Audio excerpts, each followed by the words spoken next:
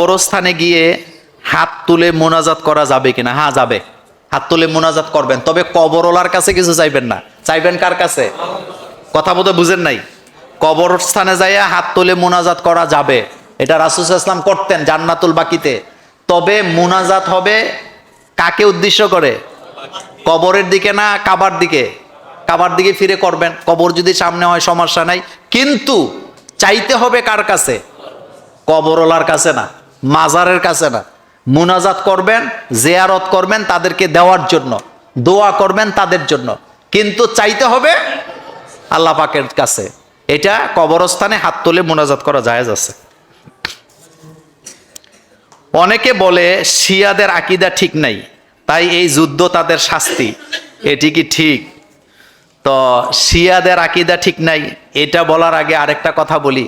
এই পৃথিবীতে বর্তমানে সবচেয়ে বেশি জুলুম হয় কাদের উপরে?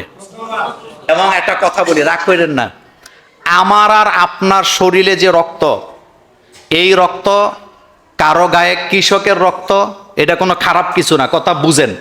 কারো গায়ে জেলের রক্ত, কারো গায়ে রিক্সাওয়ালার রক্ত, কারো গায়ে ঠেলাওয়ালার রক্ত, কারো গায়ে মাটি কাটুনিয়ার রক্ত, কথা সত্য নেই? প্রত্যেকটা মুসলমানের শরীরে কোনো না কোনো নবীর রক্ত প্রবাহিত হচ্ছে। আপনি জানেন? আপনি জানেন মুসলমান কোনো না কোনো নবীর বংশধর। সবচেয়ে বেশি নবী আসছে কোন দেশে? তো তাদের উপর অত্যাচার হয় না? অত্যাচারটাও তো একটা পরীক্ষা। আচ্ছা, নবীদের চাইতে সম্মানিত আর কেউ আছে? কিন্তু আপনি কি জানেন এই ইহুদিরা 1 লক্ষের উপরে নবীদেরকে হত্যা করছে? 1 লক্ষের উপরে নবীদেরকে হত্যা করছে। ওয়ায়াকতুলুনা নাবিয়িনা বিগাইরি হক, সূরাতুল বাকারা।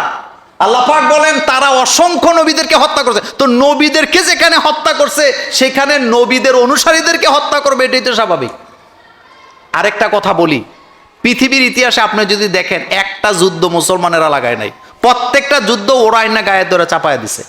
কারীম সাল্লাল্লাহু আলাইহি ওয়াসাল্লাম তিনি কি জালেমের পক্ষ নিতে বলেছেন নাকি মাজলুমের পক্ষ নিতে বলছেন? আপনাদের জুমুরে একটা লোক আরেকটা লোকের মারতেছে, তা আপনি যে মারে তার পক্ষ নিবেন, যে মাইর খাইতেছে তার পক্ষ নিবেন? যারাই বলে লা ইলাহা ইল্লাল্লাহ, বলেন লা ইলাহা ইল্লাল্লাহ, তারা আমাদের ভাই। বলেন তারা আমাদের কি ভাই? তবে শিয়াদের মধ্যে আবার 4টা ভাগ আছে। এখানেই সমস্যাটা। শিয়াদের মধ্যে কয়টা ভাগ আছে? একটা ভাগ তারা মুহাম্মদ সাল্লাল্লাহু আলাইহি ওয়াসাল্লামকে নবী মানতেই চায় না। তাদের আকীদা হইল জিবরাইল আমিন ওহী নিয়ে আসছিল, আলী রাদিয়াল্লাহু তাআলা আনহুর কাছে দিয়ে দিছে মুহাম্মদ সাল্লাল্লাহু আলাইহি ওয়াসাল্লামকে।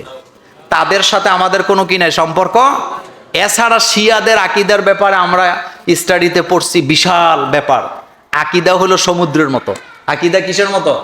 এজন্য একেবারে ছোট্টখাট্ট ব্যাপার নিয়ে, এগুলো নিয়ে বিরোধিতা করার আমাদের কোনো দরকার নাই।